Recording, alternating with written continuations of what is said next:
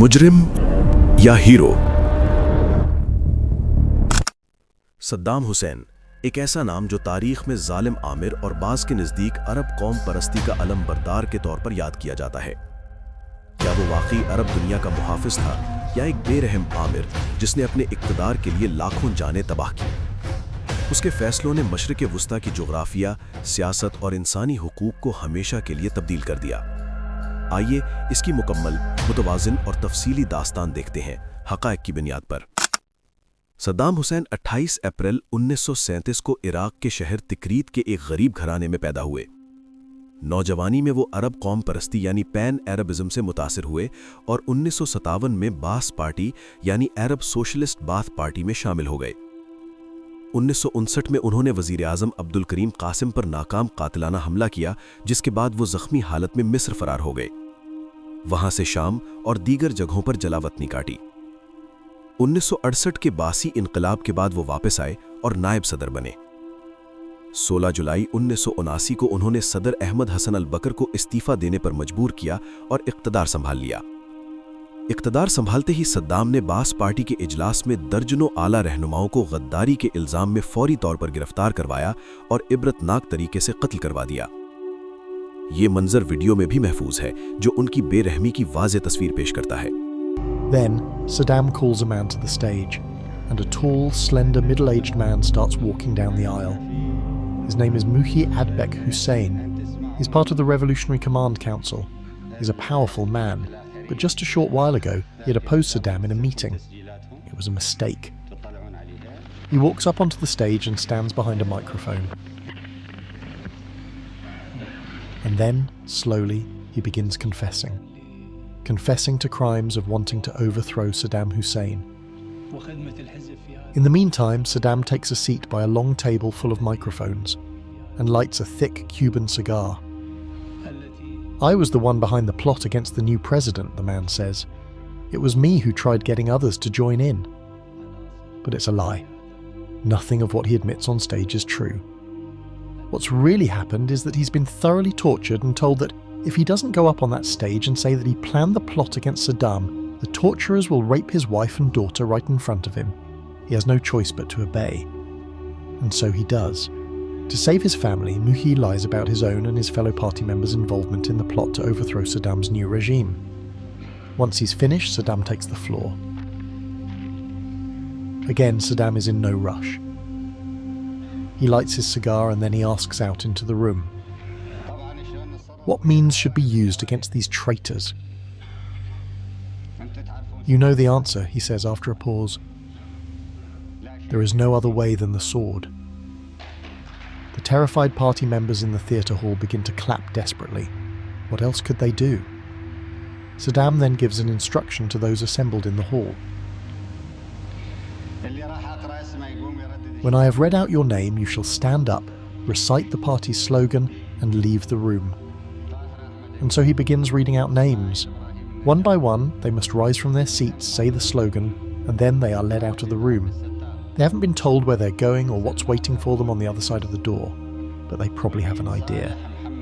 Most of the people, though reluctantly, do as they're told. One man, however, is clearly confused at his name being called. Me?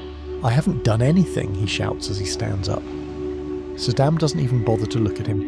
He just coolly repeats, "When I have read out your name, you shall stand up, recite the party's slogan, and leave the room." And then, nothing. The man just lowers his head and shuffles out of the room. Saddam continues until he has called out 68 names. He smiles and thanks those remaining in the hall for their loyalty. Outside the hall, all the people whose names Saddam has called out are gathered in trucks and driven to prison. In the following days, 68 trials are held. 22 men, including 5 members of the Revolutionary Command Council, are sentenced to death. Saddam के दौर में तशद्दुद एक सियासी हथियार से बढ़कर एक बाकायदा निज़ाम बन गया था। उनके दौर में सियासी मुखालिफिन, शिया, कुर्द और दीगर ग्रोहों पर शदीद तशद्दुद किया गया। मशहूर अनफाल मुहिम 1986 से 1989 में तकरीबन 1,82,000 कुर्दों को मुनज़्ज़म तरीके से कत्ल किया गया, हज़ारों गांव तबाह किए गए। हलब्जा हमला 30 जुलाई 1988 इसकी सबसे बदनाम मिसाल है। इराकी फौज ने कीमियाई हथियारों, मस्टर्ड गैस और नबाताती गैस से हलब्जा शहर पर हमला किया, जिसमें तकरीबन 5,000 शहरी हलाक और 10,000 जख्मी हुए, ज़्यादातर खवातीन और बच्चे। ये हमला इंसानी तारीख के बदतरीन जंगी जराइम में शुमार किया जाता है। सद्दाम के दौर में तशद्दुद के आलात का एक नेटवर्क था, जिसमें जदीद तरीन टॉर्चर डिवाइसेस शामिल थीं। इराकी शिया और कुर्द आबादियों पर मुनज़्ज़म जुल्म, गिरफ्तारियां, लापता करना और इज्तिमाई कब्रिस्तान बनाना आम था। هل يصدق أن مثل هذه الوسائل موجودة فعلا للتعذيب؟ الباحث في تاريخ الاغتيالات السياسية الدكتور محمد عبد الوهاب أقام معرضا يضم أبشع الأدوات المستخدمة في تعذيب البشر على مر العصور، واستلهم هذه الفكرة من الرئيس العراقي المخلوع صدام حسين الذي تفنن في تعذيب العراقيين. شفت سيديهات عن التعذيب خلتني أفكر أقول ليه ما فضحش أساليب التعذيب وزبانية التعذيب على مر العصور. इन मजालिम की एक इंतहाई दिलखराश मिसाल अजीम शिया आलिम दीन और फ़लसफ़ी आयतुल्लाह सैयद मोहम्मद बाक़िर अस-सद्र और उनकी बहन सैयदा आमना अस-सद्र की शहादत है। आयतुल्लाह बाक़िर अस-सद्र इराक़ के शिया हल्कों में एक नुमाया शख्सियत थे, जो बासी हुकूमत की सेक्युलर पॉलिसियों और जुल्म के खिलाफ खुलकर बोलते थे। उन्होंने इस्लामी दावत पार्टी की बुनियाद रखी और ईरान की इस्लामी इनकलाब से मुतासिर होकर इराक़ में इस्लामी एहया की जद्दोजहद की। 5 अप्रैल 1980 को सद्दाम की हुकूमत ने उन्हें और उनकी बहन बिंतुल हुदा को गिरफ्तार कर लिया। बिंतुल हुदा एक अजीम आलिमा, मुसन्निफा और सियासी कारकुन थीं, जो ख़वातीन की तालीम और हुकूक के लिए काम करती थीं और जुल्म के खिलाफ आवाज़ उठाती थीं। दोनों को शदीद तशद्दुद का निशाना बनाया गया। ताहल के मुताबिक उन्हें टॉर्चर किया गया, जलाया गया और इंतहाई वहशियाना तरीके से कत्ल किया गया। 9 अप्रैल 1980 को उन्हें शहीद कर दिया गया। बाज़ रिवायात के मुताबिक सद्दाम ने खुद उन्हें गोली मारी। उनकी लाशें वादी-उस-सलाम नजफ में दफन की गईं, मगर हुकूमत ने उन्हें अवाम को नहीं लौटाया ताकि वो मुजाहिमत की अलामत ना बने। ये शहादत शिया दुनिया में सद्दाम के जुल्म की सबसे बड़ी अलामतों में से एक है और आज भी उन्हें शहीद के तौर पर याद किया जाता है। एक और अजीम शहादत ग्रैंड आयतुल्लाह सैयद मोहम्मद सादिक अस-सद्र की है, जो आयतुल्लाह मोहम्मद बाक़िर अस-सद्र के पहले कज़न थे। आयतुल्लाह सादिक अस-सद्र इराक़ के एक नुमाया शिया मरजाए तक़लीद थे, जो सद्दाम की आमरीयत के खिलाफ खुलकर बोलते थे और शिया अवाम में बहुत मकबूल थे। उन्होंने हुकूमत से मुतालबा किया कि 1991 की बगावत के बाद गिरफ्तार शुदा 106 इस्लामी उलमा को रिहा किया जाए। वो नजफ में जुमे की नमाजों की क़यादत करते थे और जुल्म के खिलाफ आवाज़ उठाते थे। 19 फरवरी 1999 को जुमे की नमाज के बाद सद्दाम की हुकूमत के एजेंटों ने उन्हें और उनके 2 बेटों मुस्तफ़ा और मोमिल अस-सद्र को नजफ में गाड़ी में गोलियों से कत्ल कर दिया। आयतुल्लाह सादिक अस-सद्र शदीद जख्मी हुए और अस्पताल में शहीद हो गए। ये एक मुनज़्ज़म ऑपरेशन था, जिसके बाद शिया इलाकों में एहतजाज फैल गए और हुकूमत ने कई लोगों को कत्ल किया।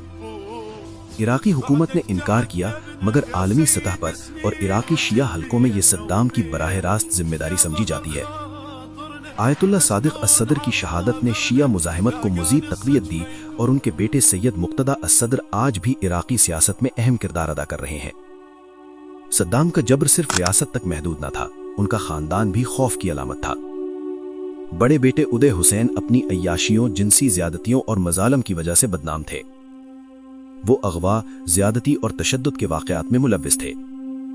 एक मशहूर वाक़या ये है कि वो अपने मुहाफ़िज़ों को हुक्म देता था कि जिस लड़की को पसंद आए उसे अगवा करके पेश किया जाए।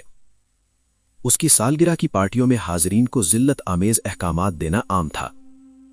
छोटा बेटा कुसई हुसैन ज़्यादा मुनज़्ज़म था और खुफिया एजेंसियों का सरबराह था। حياته الجنسية. تزوج 3 مرات، فبسبب رغباته ونزواته الجنسية لم يكن زواجه يلبي رغباته الجنونية، فكان يأمر حراسه بخطف أي فتاة تعجبه ليعتدي عليها. وفي عيد ميلاده أمر جميع الحضور رجالا ونساء بخلع ملابسهم. सद्दाम की जारहियत ने पूरे खित्ते को तबाह किया। ईरान इराक जंग 1980 से 1988, 8 साल की जंग में लाखों हलाकतें हुई, तकरीबन 5 लाख से जायद कीमियाई हथियार इस्तेमाल किए गए। सद्दाम ने ईरान को कमजोर करने की कोशिश की, मगर यह जंग इराक की मईशत को बर्बाद कर गई। कुवैत पर हमला 2 अगस्त 1990 में सद्दाम ने कुवैत को इराक का 19वां सूबा करार देकर कब्जा कर लिया। इससे आलमी बिरादरी हिल गई।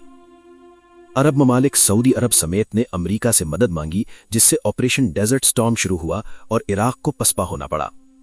2003 में अमेरिकी हमले के बाद सद्दाम का दौर खत्म हुआ। इसके खात्मे ने इराक में एक खला पैदा किया, जिससे दाइश जैसी दहशतगर्द तंजीमों का जन्म हुआ। अहम बात यह है कि सद्दाम की फौज के बहुत से साबिक जर्नैल और अफसर बाथिस्ट ऑफिसर्स ने दाइश में शमूलियत अख्तियार की। दाइश के आला कमांडर्स में से कई साबिक इराकी फौज के कर्नल, मेजर और इंटेलिजेंस अफसर थे, जो 2003 में डी बाथिफिकेशन के बाद बेरोजगार हो गए। उन्होंने दाइश को फौजी हिकमत अमली, इंटेलिजेंस नेटवर्क और मुनज़्ज़म हमलों की सलाहियत दी। ये अफसर दाइश की फौजी काउंसिल और सिक्योरिटी डिपार्टमेंट में कलीदी ओहदों पर फाइज रहे, जिससे तंजीम ने इराक और शाम में तेजी से इलाके पर कब्जा किया। शाम की खाना जंगी में भी इन साबिक बासी अफसरों का किरदार रहा, जहां दाइश ने वसी इलाके पर कब्जा किया और लाखों लोगों को मुतासिर किया। ये सद्दाम दौर की बाकियात का एक खौफनाक नतीजा था। सद्दाम की फांसी 30 दिसंबर 2006 को ईरान में खुशी का इजहार हुआ, मगर यह मजहबी बुनियाद पर नहीं था, बल्कि 8 साल की जंग, कीमियाई हमलों, जंगी जराइम और आयतुल्ला बाकिर अस-सद्र, आयतुल्ला सादिक अस-सद्र जैसे अजीम उलमा की शहादत की वजह से था। ईरान के रहबर आला शहीद सैयद अली खामनई और इमाम सैयद रूहुल्लाह खुमैनी ने हमेशा इत्तेहाद उम्मत पर जोर दिया। वो अहले सुन्नत से मोहब्बत रखते थे, जिसका सबसे बड़ा सबूत फलस्तीन की बेलौस मदद है। ईरान ने मजहबी फर्क को बालाए ताक रखकर सुन्नी फलस्तीनी ग्रोहों जैसे हमास, जिहाद इस्लामी व दीगर मुजाहिमती तंजीमों की माली, हस्करी और सियासी मदद की।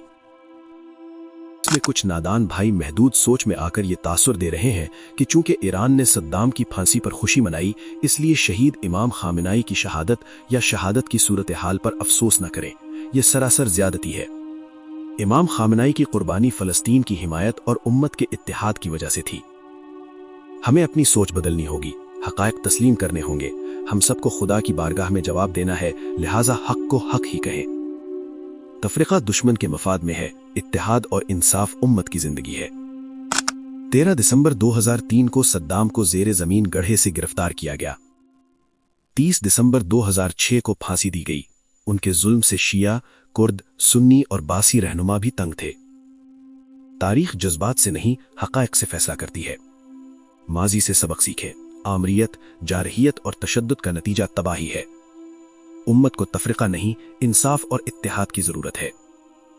इमाम खामेनेई का फतवा के मुक़द्दिसात अहले सुन्नत की तौहीन हराम है, इत्तेहाद की रोशन मिसाल है।